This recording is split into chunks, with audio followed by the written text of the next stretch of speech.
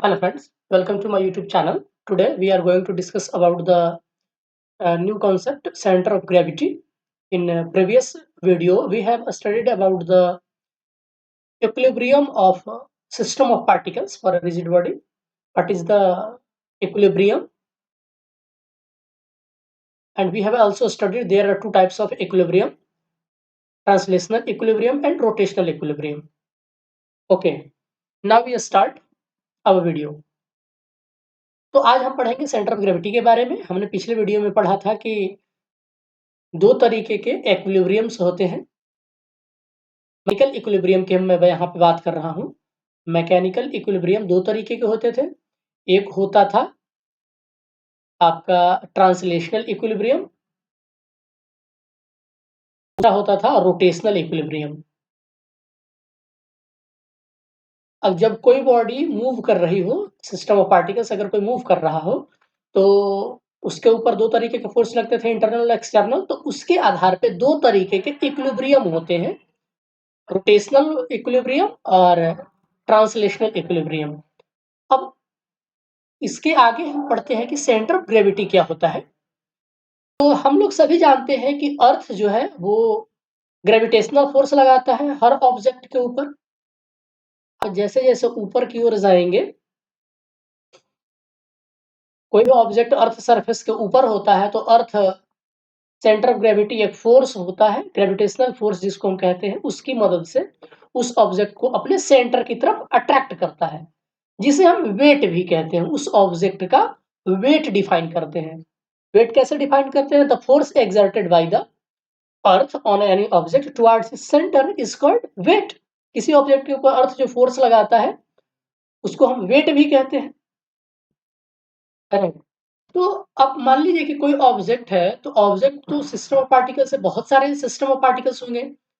तो हर पार्टिकल पे भी तो इंडिविजुअल वेट लगता होगा ना कुछ तो वेट फोर्स लगता होगा उसके ऊपर।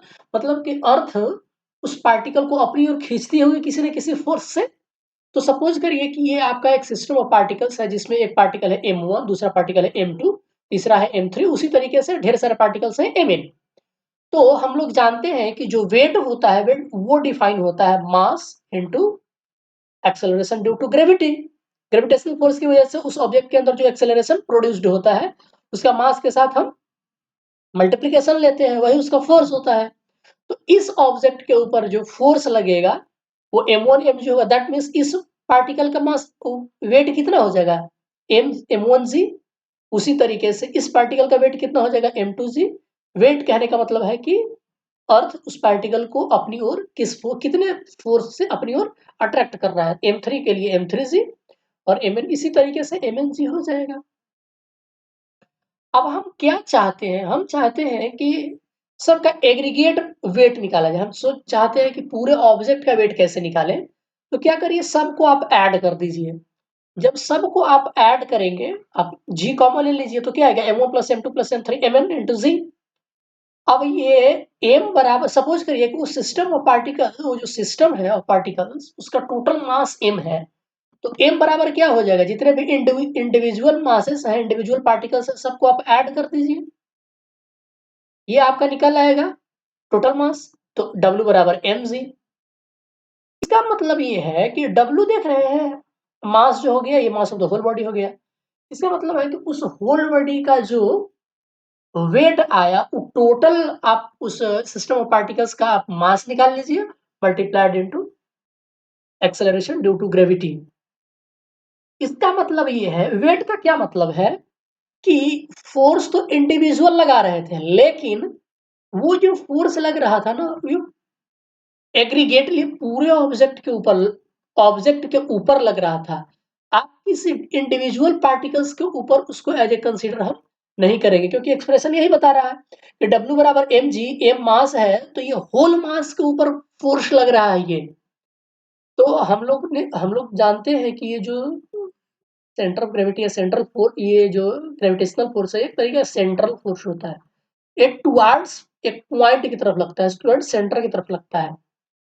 तो ये फोर्स उस होल बॉडी के मास के एक किसी पॉइंट पर एक्ट करता है। फोर्स याद रखिएगा, वो फोर्स एक्ट करता है। उस पॉइंट को हम लोग सेंटर ऑफ ग्रेविटी कहते हैं। उस पॉइंट को क्या कहते हैं? सेंटर ऑफ ग्रेविटी कहते हैं। हम अर्थ जो फोर्स लगा रही थी इस ऑब्जेक्ट के ऊपर, वो किसी होल बॉडी, अलग अलग पार्टिकल पे तो लगा नहीं रही थी, क्योंकि ये एक्सप्रेशन तो यही बता रहा है कि होल बॉडी के ऊपर लग रहा था। लेकिन हम लोग जानते हैं कि ये जो फोर्स होता है वो किसी, जो हम ये सपोज करते हैं कि होल बॉडी की एक पॉइंट पर वो फोर्स लग रहा है, वो पॉइंट उसका सेंटर ऑफ ग्रेविटी कहलाता है। अब इसका क्या इस्तेमाल है दोस्तों? तो सेंटर ऑफ ग्रेविटी का बहुत बड़ा इस्तेमाल है इक्विलिब्रियम निकालने में। ये डिसाइड करेगा कि ऑब्जेक्ट इक्विलिब्रियम में होगा कि नहीं होगा। इसलिए हम सेंटर ऑफ ग्रेविटी पढ़ते हैं। तो सेंटर ऑफ ग्रेविटी को आप कैसे डिफाइन कर सकते हैं? एक बार सेंटेंस देख लीजिए। कह रहा है कि the point where the weight of the body या force exerted by the earth on the body, यानी कि द रिजल्टेंट डाउनवर्ड फोर्स। क्योंकि सबको हमने ऐड करा था। ये मान लीजिए कि M1 पे लग रहा है F1, ये लग रहा है F2, ये लग रहा है F3, ये लग रहा है Fn, तो सबको ऐड ही किए ना। तो W बराबर क्या आ गया? F1 plus F2 plus Fn, और यही अल्टीमेटली Mg आया है। ठीक है। तो weight of the body, the point where the weight of the body कहने का मतलब है कि the resultant downward force due to gravity on the particles constituting the body. तो कह रहा है कि the point where the weight of the body may be supposed to act is called the centre of the gravity. यानी कि उस object का wait जिस पॉइंट पर आपको कंसंट्रेटेड मिले। सेंटर ऑफ मास क्या होता है याद करिए? सेंटर ऑफ मास होता था कि वो पॉइंट जहां उस बॉडी का होल मास कंसंट्रेटेड हो। लेकिन सेंटर ऑफ ग्रेविटी कहती है कि वो पॉइंट जहां उस होल बॉडी का वेट कंसंट्रेटेड हो। तो मास एक्चुअली किससे रिलेटेड है? डिस्ट्रीब्यूशन ऑफ पार्टिकल से, मास डिस्ट्रीब्यूशन ऑफ पार्टिकल से।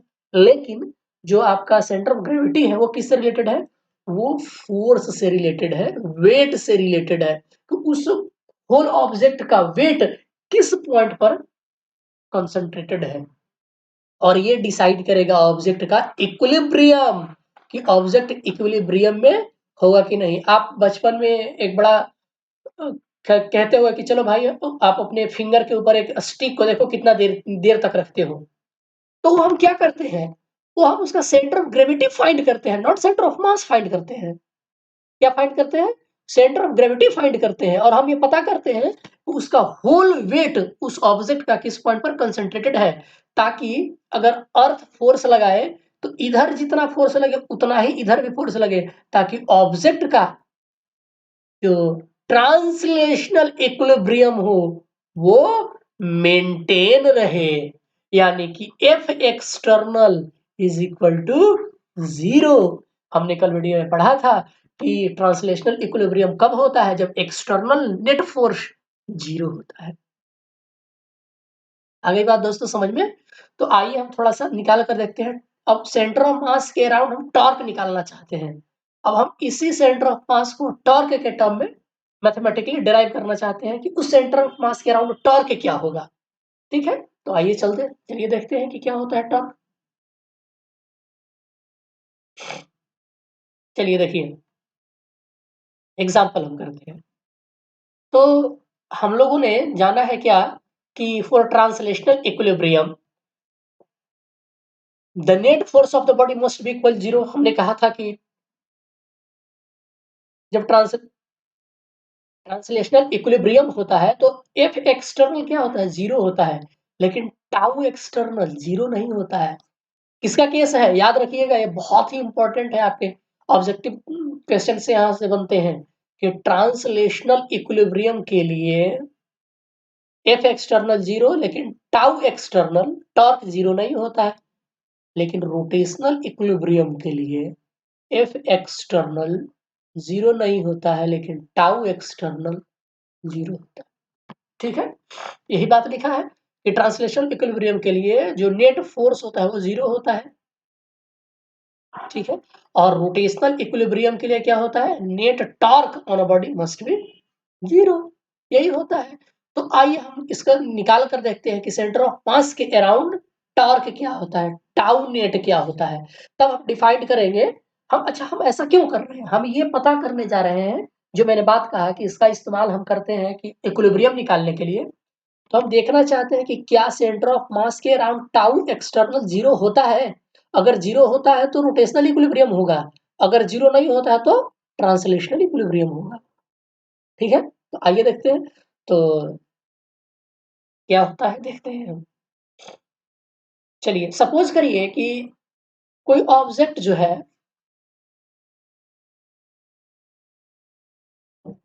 अब मान लो कि कोई फोर्स लग रहा है F I towards the downward, downward direction में एम आई पार्टिकल पर एफ आई फोर्स लग रहा है। ठीक है, तो एफ आई बराबर क्या हो जाएगा, एम आई, सॉरी दोस्तों, एम आई जी हो जाएगा। The torque of the ith particle about the centre of the gravity क्या हो जाएगा, टाउ हम लोग डिफाइन करना जानते हैं। इस पार्टिकल का टॉर्क क्या हो जाएगा, उसका रेफरेंस पॉइंट से पोजीशन वेक्टर, और एम आई जी जो फोर्स होता है क्रॉस एफ आई होता है, तो आर क्रॉस एफ आई होता है, एफ आई की जगह एम आई जी हमने लिख लिया।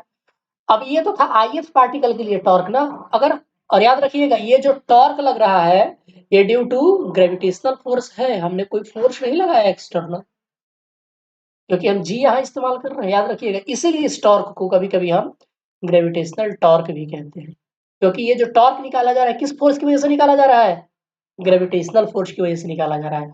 तो total gravitational force tau is equal to अगर निकालना चाहें तो सब पार्टिकल्स का, जितने भी पार्टिकल्स हैं सिस्टम ऑफ पार्टिकल्स में, सबका आप समेशन ले लीजिए, ये सब वेक्टर्स होंगे, तो समेशन, तो टाउ आई बराबर हमने देखा कि क्या होगा, are I cross M i जी। ठीक है, नो डाउट। अब याद रखिए ये तो समेशन टाउ आई है, हम लोगों ने पिछले वीडियो में पढ़ा था कि जब बॉडी रोटेशनल इक्विलिब्रियम में हो, क्या हो, रोटेशनल इक्विलिब्रियम में हो, तो टाउ एक्सटर्नल, और ये होता क्या था दोस्तों, समेशन, याद करिए, आई टाउ आई, ये जीरो होता था। इसका मतलब है कि ये वाला टर्म जीरो, इसका मतलब है कि summation are I cross M I is equal to zero. इसका मतलब ये है कि जब ऑब्जेक्ट रोटेशनल इक्विलिब्रियम में हो, यानी कि रोटेट नहीं कर रहा हो, तब जो टोटल ग्रेविटेशनल टॉर्क होता है about the centre of gravity, about the centre of gravity, उसका जीरो होता है।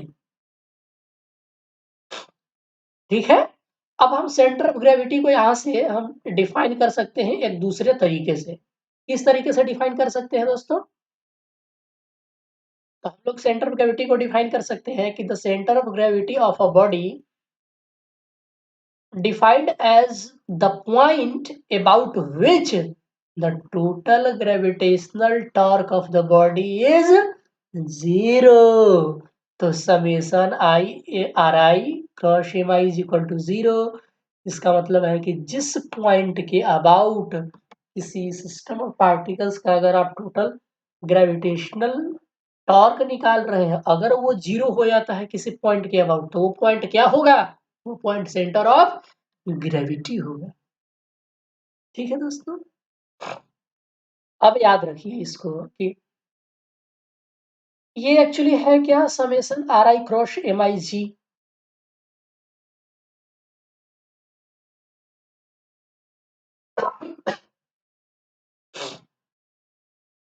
अब दोस्तों मास जी तो जीरो नहीं हो सकता,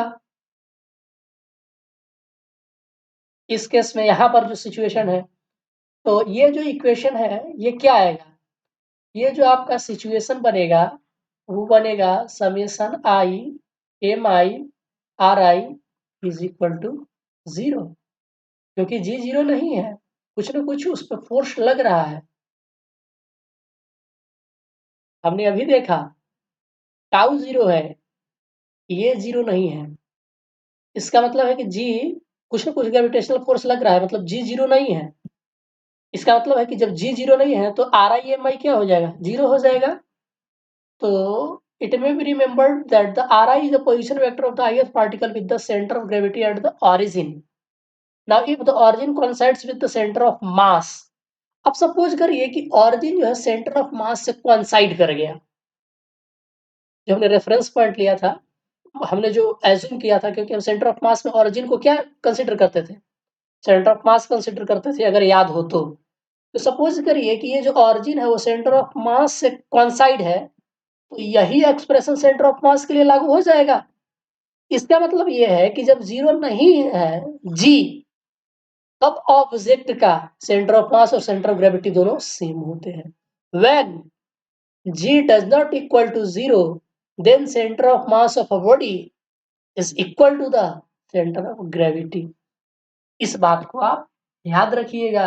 इससे क्या पता चलता है कि the centre of gravity of a body coincide with the centre of mass in uniform gravity और ग्रेविटी इन फ्री स्पेस। मतलब कि जी बदल न रहा हो, जी में कोई चेंज न हो रहा हो। अगर जी में कोई चेंज नहीं हो रहा है तो सेंटर ऑफ ग्रेविटी और सेंटर ऑफ मास बॉडी का दोनों सेम होता है। ठीक है दोस्तों।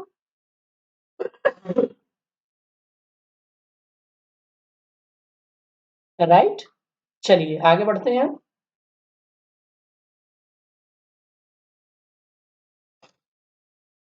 तो अब कहेंगे कि सर तो ये कब जो है हमारा एक्सप्रेशन, ये जो हमारा एक्सप्रेशन है सेंटर ऑफ मास बराबर centre of g, when g is centre of gravity, centre of g नहीं, याद रखिएगा जी का मतलब ग्रेविटी है।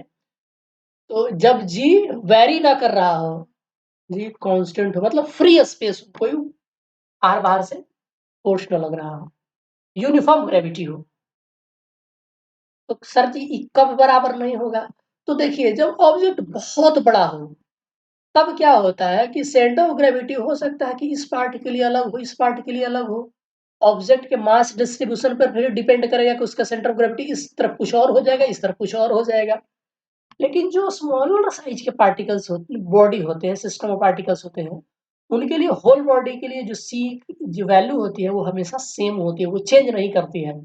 तो जब जी की वैल्यू चेंज नहीं करेगी तो ये सेम हो जाएगा। लेकिन जब जो ऑब्जेक्ट है जो आपका सिस्टम ऑफ पार्टिकल्स हो बहुत बड़ा लार्ज हो, बिगर साइज का हो, तब हो सकता है कि जी आपका वैरी करे। तो जब जी वैरी करेगा तब ये दोनों इक्वल नहीं होंगे। ठीक है, आप इस स्टेटमेंट को ध्यान से पढ़ लीजिए कि ये क्या कह रहा है। यहां से यहां तक मैं आपको पढ़ के सुना रहा हूं, आप लोग ध्यान से सुनिए। कह रहा है कि it is true as the size of the body is small and the value of G does not change from one point of the body to the other. In case of size of body is so large that the value of g would change from its one point to other, then the center of mass and the center of gravity will not coincide. Basically the center of mass of a gravity are two, ये तो हम लोग जानते हैं कि centre of mass of body is average position of mass. वो बताता है कि होल बॉडी का मास किस पॉइंट पर कंसंट्रेटेड है। लेकिन जो सेंटर ऑफ ग्रेविटी होता है वो वेट बताता है कि किस पॉइंट पर वेट कंसंट्रेटेड है। और bodies center of mass is exactly in the same position as its center of gravity, provided that the gravitational field strength does not vary within the body itself. अगर gravitational field body के अंदर हर एक point पर same हो, तब centre of gravity और centre of मास दोनों same होते हैं। ठीक है दोस्तों, ठीक है।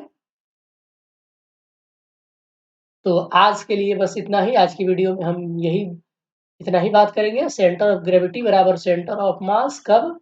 जब ग्रेविटेशनल फील्ड जो है वो आपका नॉट वेरिंग हो, वेरी न कर रहा हो। ठीक है, ये बात है, तब आपका दोनों सेम होता है। राइट दोस्तों, अब अगले वीडियो में हम लोग पढ़ेंगे law of conservation of angular momentum. तो बस आज के लिए बस इतना ही। वीडियो देखने के लिए आप सबका बहुत बहुत शुक्रिया, धन्यवाद। मिलते हैं नेक्स्ट वीडियो में।